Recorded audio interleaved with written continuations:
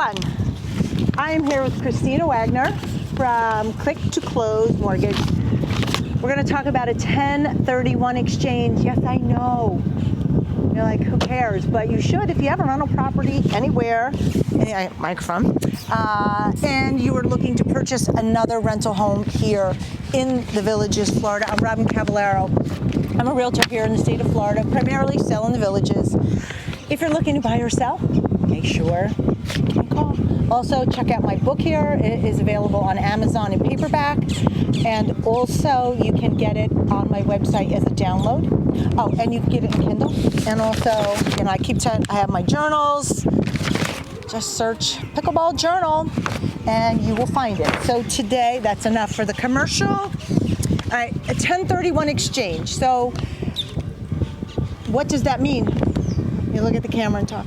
Here's the microphone. So a 1031 exchange is perfect for a person that wants to sell an investment property and a like-kind and purchase another like-kind property. So what that means is that it is used for an investment purpose and you're buying another investment purpose property. Why do people use a 1031 exchange? It's a good question. Well, they can realize tax benefits to it. So they are not going to have to pay capital gains or losses. They don't have to recognize either per the 1031 exchange tax code. And I'm going to break in here, and I just want to tell everyone, before you do anything, you must read this. Consult with your financial planner and your accountant before you do anything. We know enough about a 1031 exchange to be dangerous, but whatever we're speaking about here might not fit your specific needs. So you must contact your own professional to find out what works best for your needs. You can say Robyn sent you, but don't say Robyn told you to do it, because you know I never deal in absolutes anyway.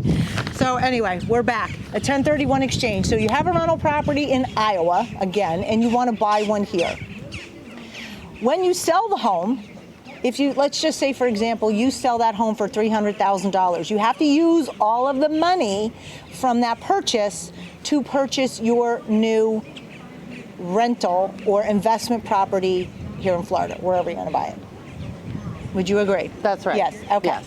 And then there's specific rules.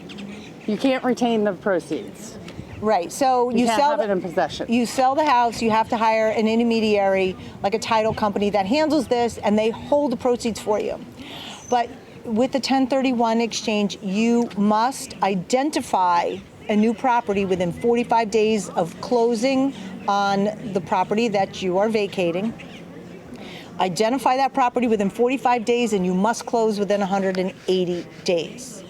Now, if I understand what I know and what I've read, you can also identify multiple properties as long as all the proceeds have been used. There might be specific regulations. Again, you need to check that with your financial planner or your tax accountant.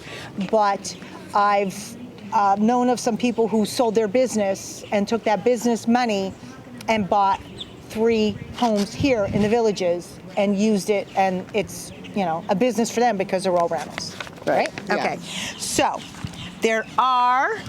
we have some notes here. All right, so that's a shipping label for my bathing suit to return. I love it. I just grabbed everything off my printer. All right, so there are several types of exchanges that you can do with a 1031, but we're going to talk about 2 of them today. We're going to talk about the simultaneous exchange and the forward exchange. And this is really just like a home purchase. It actually is just a regular home purchase. You never touch the money stays in escrow, and you're buying another property. The simultaneous exchange would be, we're closing today on the home in Iowa, and today or tomorrow we're closing on the home in Florida. Money never touches your hand, stays with the title company forwards the money, and you make the purchase. But there's the forward exchange, and that forward exchange is the one where you sold your home, but you don't know which home you're going to purchase. You have a 45-day time frame to find that home, and then you must close in 180 days. All right, so let's say that you have sold your home for $300,000. Hey, everyone. You sold your home for $300,000, and now you want to purchase a home for $500,000. So we're going to use the 3 in the exchange, but you need an extra 2. What happens there? Well, you can certainly take out a mortgage at the simultaneous close. Just like, that happens all the time. So if somebody... So they would just go the same loan process? Yep, they would go through the same loan process. The mortgage company will help facilitate the transfer of funds through the title company and so forth. So, okay, yeah. so you can get a loan to pay for the rest same time. of the difference. Yeah. I do know, and because I was party to this, but not 100%, I just want to talk to you about the situation. So I had a buyer they were in Naples, and they wanted to buy, they were selling their condo, which was a rental, and they wanted to buy a property here. Now, I do believe, and I'm not 100% certain, they did get some incorrect information. They were told that the people that were buying their home had to use it as a rental, and then they were buying a rental, which I believe the title company, from what I could ascertain from the information, and I've asked several people about this, was incorrect information. All the 1031 exchange really pertains to is your purchase. The government wants to make sure that you are taking any money that you've made. It's all about making money, paying taxes, people. It's that simple. You sell your home. If you made a profit, instead of paying tax on that profit, you would reinvest it in a rental property that you had before. If you buy something that's of lesser value, you're going to pay tax on the difference. And again, get the correct information, but from my research, this is just how it works. So anyway, so they have this home, and they tell them that they can't. The people who are buying their property didn't know if they wanted to rent it or not. So the deal fell through, and I believe they did get the incorrect information, because the government only cares about, this is what I was starting to say earlier, the government only cares about what you're doing with your money. They want to make sure that if you're moving that money forward, you're actually moving that money forward into another rental property, correct? Right, correct. Yeah. Okay. Yeah, it's about not paying capital gains. Right. Or having to realize those capital gains on your taxes.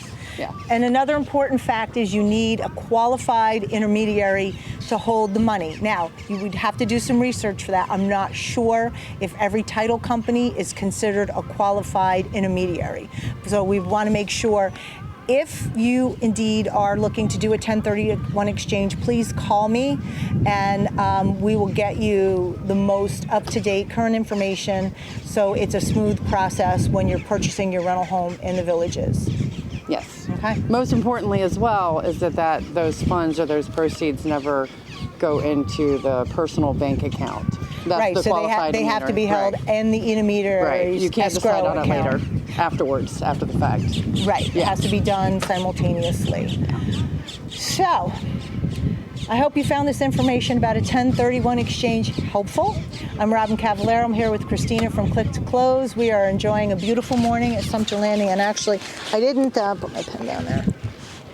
I had like a boatload of coffee. Oh, I'm drinking those. All right, be sure to check out my next episode, and if you found this helpful, I think you might want to stick around and check out the next episode. You're gonna love it, I promise. Until next time, I'll see you. Goodbye. Bye.